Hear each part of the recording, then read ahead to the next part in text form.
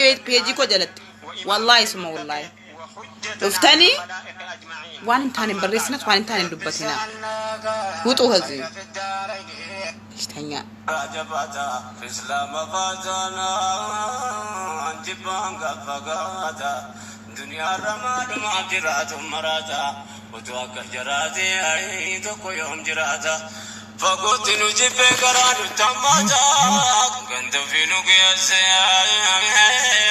يوم لبين وباتا قبان سامر قفقاتا كيسا وامبراتا وبني يا ربي ijooleen akkuma seentanu share godha keessatu ijooleen shamarran share godha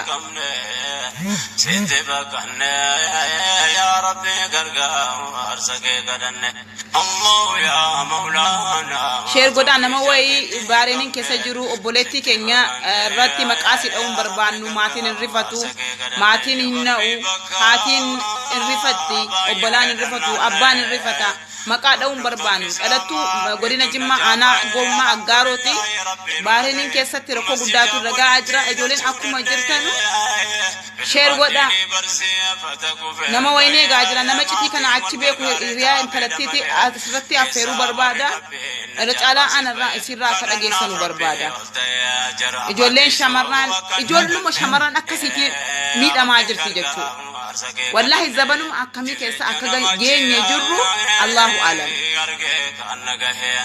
gurguddaani seetan keessa maqaadhe ilmaan nama garii akkan taanire baay'ee miti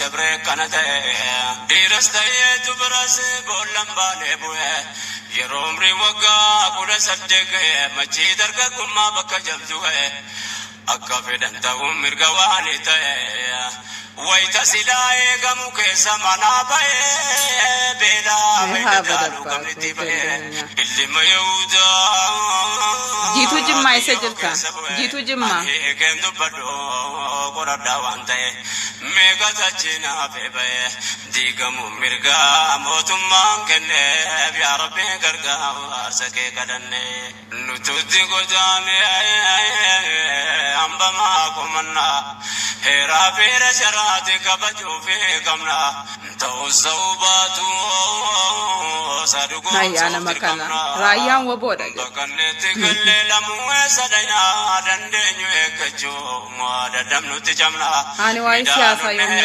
cinqiyaati keenya itti dhabna islaamummaa barsiifannaan waan taatu rabbiin gargaarsifanne rabbiin gargaarsa kee kadhanne Sifan jitu jimma share goda jitu jimma branaga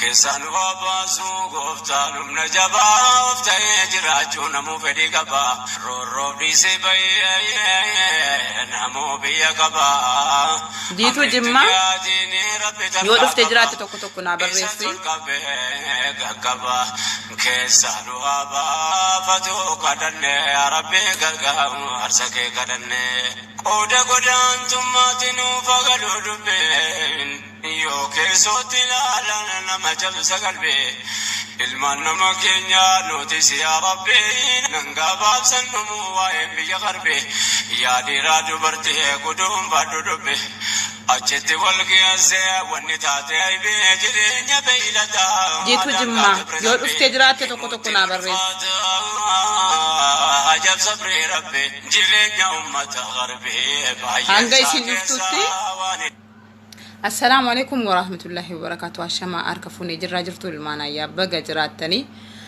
ega ani zabana boda kana dhiifamana godha jaalladheeti miti yeroon gara miidiyaa dhufu kana takka waan isin gammachiisu fudhadhee dhufaan jiru anillee waan na gammachiisu fudhadhee dhufaan jiru anis mataa naannaa isinis mataa isin naannessaa jira na of kolcha jaallanneeti miti dirqama lamummaati dirqama islaamummaati rakkoo nu alhamdulillah hanga ta'e gadi baanii afura keenya baafachuu dandeenya ijoolleen afura gadi baanii afura baafachuu dandeenya mannitti cufame rakkoo adda addaa keessa jiranuuf yoo sagalee taane yoo rakkoo adda addaa keessa baafne jenne gara keessan kana dhufne an zabana booda kana haasanuun harkaa badaa jira onnin na dhukkuburraan kan ka'e jechuudha haasanuun harkaa baduutti jira akkuma beekamuun dallaalli biyyuma hundaa faffaca'ee jira.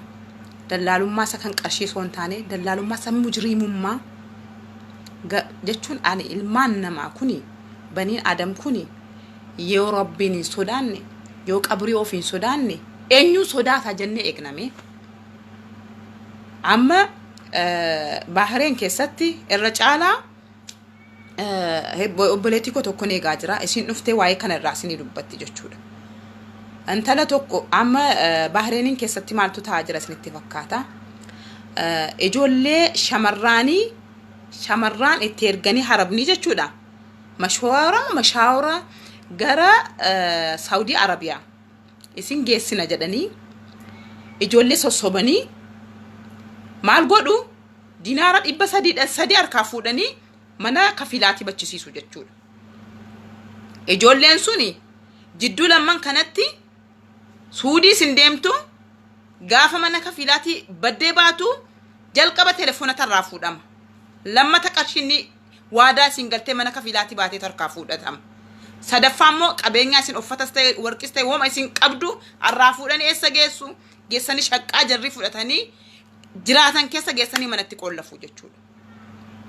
So amman talli keenya tokko maqaasi waamuun barbaadu. Ifa mana godhaannaaf kolcha maatiin asirra jijjiru, maatiin nahuu danda'u, maatiin sa'atii kana beektan interneetni kun balaadha.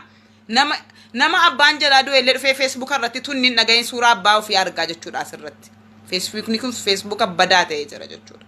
Amman talli tokko dhalattu godina Jimmaa aanaa Gommaa intala aggaaruuti jechuudha.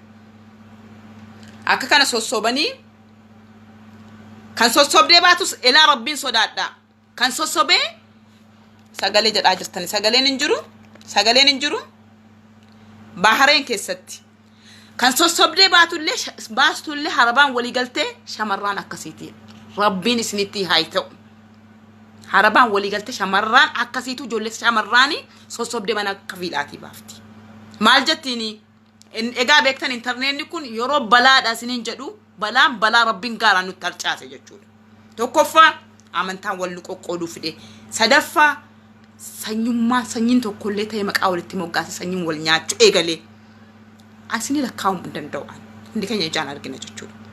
Inni bahareen taa'ee Saudiidhaa janajjana yookaan inni kaan immoo obboleettii bira deema. Inni kaan aalii qaba.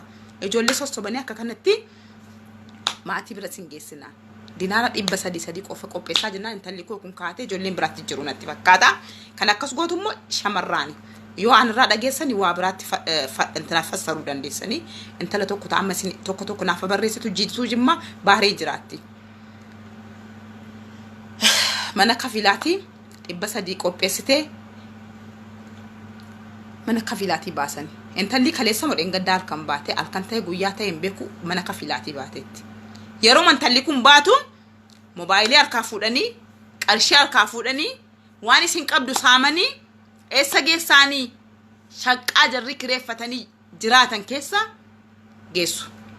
Intalli isin sossobdee ijoollee baay'eetu immoo gara Saudii deemuudhaa qophaa'ee jira. Inni haxxee ta'e inni xiqqoo sammuun isaa bilchaataa ta'e qoy jara kanarratti ilaalla. Yoo jarri kun deemanii nagaan achi ga'anii nus booda jaraa kaana jedhanii duddubbaa hafanii jiru jechuudha. Booddee intalli keenya kuni akkuma dhaqxeen mobaayilii cufaadha. Qodaan harkan jiru, birriin harkaa fuudhamee jira. Dakkaa godhanii jiru jechuudha intalatti.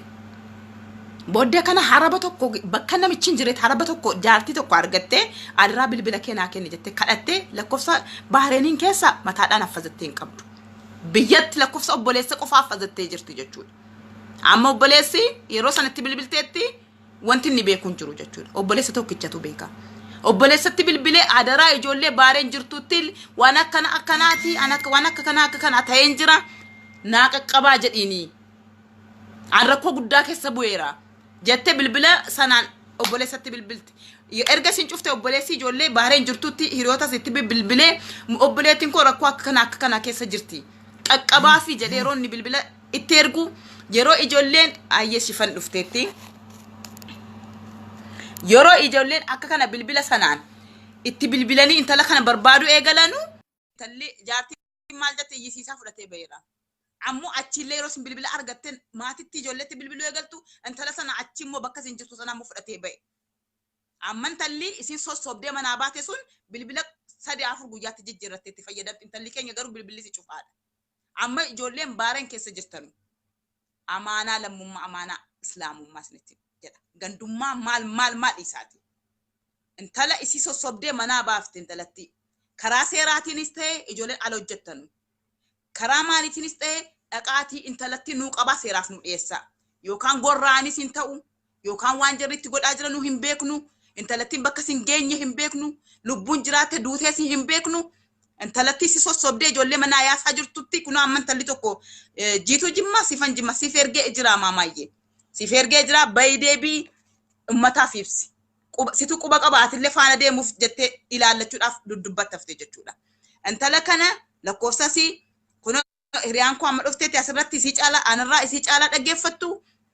Intala kana nuu qabaati warri bahareen jirtanu sila osoo biyya kana ta'e gurmoofne akka nama wal gargaarutti sila ambaasii deemne hadha waan irra geenye irra ijoolleen bahareen jirtanu guddaallee gara keessaatiin natti dhiyaadha adaraa jedhee isin barreessee jennaan ijoolleen baay'ee bahareen jirtan tuftanii gara keessaatiin naasofsiisaa tuftanii intalli amma wanaa bakka sin geessee hin jirtu intalli isii sossobdee immoo mana kafilaati baaftee bilbila keessoo jirti hin beeku jettiin akka itti dhiyaattanii intala kana seeratti nu dhiyeessitanu yoo duuteellee mucatti waan irra godhan waan irra ga'aniin gadi baaftee seeraan himtu yoo isin diddeemmoo isin agalchanu intala kana gadi baay'ee seeratti nu dhiyeessaati intala kana bakka isin galte nu baasa. Kanaaf siifan jimma maamaayyee siif ergee jira bar yeroo meeqa si ergee asettu godhi seeni dubbadhu. Rakko akka kana amma kunoo hadha son gadi ba'ee akka kana waan kana maxxansee baay'ee isii sana geessite boolla keessa galchuu ijoollee baay'ee kunoo galchuudhaaf fudhattee silaa sifan jimmaa maal taate sif ergaan baata bakka neetworkii deemu jiru deemiti gadi ba'ee kottu rakka kottan himmame kun rakkoo keessanii kunoo ammas lee bayinaa ergi ijoollee baay'eetu hadha akka isi ba'uudha qophaa'anii turan. Anarraa dhufanii maaltu uumame baareen irraa jedhanii na gaafatan. Yeroo informationii kanatti immoo nus ikkoo iftaan ba'uuf turre nuuf hadha ba'uuf turre jedhu argitanii mana kafilaatti bachisiiftee arabaan walii galtee suudii sin geessi nama shwaarama maal jettee sobdee baaftee kaatee ilaa rabbiin sodaadhaa ila shamarraantu shamarraa irratti hojjetti. Akkamitti ati dhalaa taate dhalaa irratti ati nigdii akka kanaa nagaddaa yaa namana. Garuu ati qaata eegalte. Ani yoon waan kana gadi baasee isinitti hime haa kooyitiin jirta akkamitti barteenaan jechuu dandeessani. Kun intalli tokko as jala jirti amma yeroo ittiin ergatanii deebisuu hin dandeenye natti fakkaata. Isirraa afaan isirraa dhageessan. Jarri sun dura baanaan isin jala taantee deemuuf turte gara suudii jechuudha. Sossobanii akka kanatti baasanii geessanii arabatti kennu jechuudha. Eessa jirra yaa jamaatal khayr? Ati akkam dhalaa taate waan akkanaa hojjettaati. Qarshii wajjinii nyaatti jedhanii argitanii qarshii wajjinii nyaatti lammiisi akka kana arabatti gurgurti jechuudha. Astaghfirullah wa tuubi ilayk. Wallahi ummata horii akka kamiitu jira. Rabbiin ummatuma marzi akka kamii ummeenu keessatti facaasee jira. Osoon haadha gadi ba'ee waan kana maxxansee ijoolleen baay'ee gara keessaatti dhufanii lakkoofsa bahareen itti kenne deemanii ittiin dubbatanii sila hundi keenya iyyuu sila hadhaaf wala tartiiba qabsiiftee jirti beektanii ijoollee suudii geessina jetti hin baafti baaftee kaate ijoolleen itti bilbila isa ijoolleen itti baaftee jijjiirte kan biraa qabatti yeroo ijoolleen lakkoofsa si barbaadan itti bilbilanu bari isin keessoo jirti an ala jira isin keessa maalan beeka an kanaaf bilbila qabadhee jira jettee jechuudha. Hello, assalamu alaikum. Waalaikum assalam warahmatullah. Akkam jirta? Fayyaa alhamdulillah. Waan kana waan irraa dubbataa jiru quba qabda moo intala as dhuftee dhimma kana natti mattee agalchuu quba qabdaati waansa. Yaani ani illee quban qabu siumarraan dhagaara ijoolleen baay'een akkanuma jedhaa jiru. Ayyee. Ijoolleen kan dedeemuudhaaf jedhaa jiran ani illee barraan jiru xalabaadhuman jira. ijoolleen kana gara sanaan dedeemuudha jedhaaranu baay'ee jiru. Yaanis